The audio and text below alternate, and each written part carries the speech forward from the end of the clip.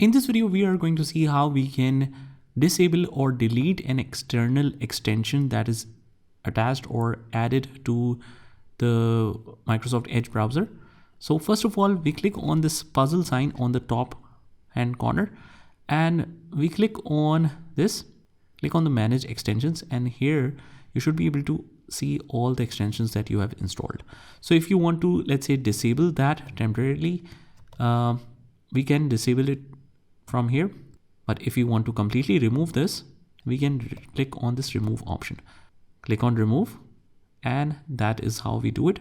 But if you want to, let's say, we don't see this puzzle sign, we can also head over from this three dots, click on the extensions and click on manage extensions, and we will land to the same section. So we can toggle off just to temporarily disable the extensions, or we can click on remove to permanently remove it. I hope you found this video helpful, and if you did, hit the like button and subscribe to our channel, and I will see you in the next one.